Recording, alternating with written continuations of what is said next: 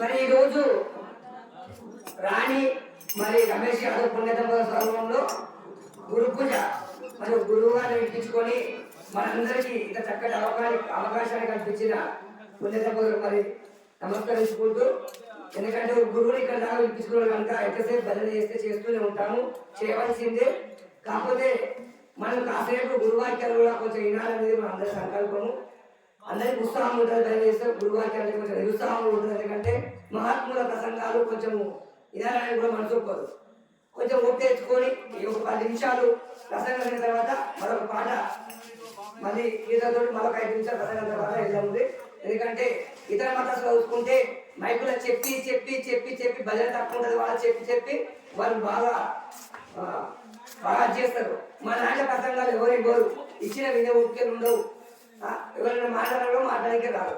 కావున మరి ఈయన సుదూర ప్రాంతం నుంచి వచ్చాడు. మరి వేపూరు హనుమాన్ దాసు పరంపర నుంచి మరి మనకు అందరూ తెలిసిందే కంగపూర్ దగ్గర వేపూరు. మరి వారి పరంపరలోకి వచ్చిన మరి శిష్యులు వీరి శిష్యుడు మరి రమేష్ యాదవ్, కుర్మ రమేష్ గారు. ఒక 5 నిమిషాలు ఎక్కువ సమయం తీసుకోవాలి, ఎందుకంటే కొంతమంది బయలుదేరి ఇష్టం ఉంది. ఇలువైన ఆణిముత్యాలు ఒక 5 నిమిషాలు మరి వారి ప్రసంగం ద్వారా మరి వచ్చే భక్తులకు అందించాలని కోరుకుంటున్నాం.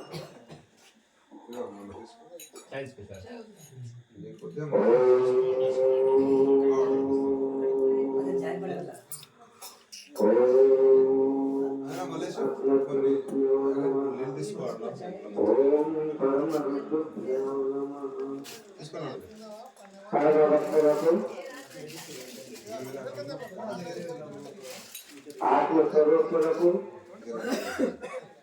అమ్మలకు అమ్మలగన్న అమ్మలకు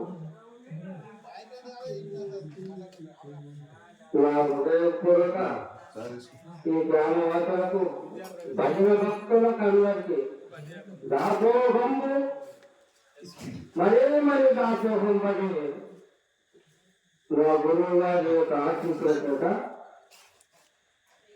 అందరికీ దాసోహం, అందరికీ దాసోహం.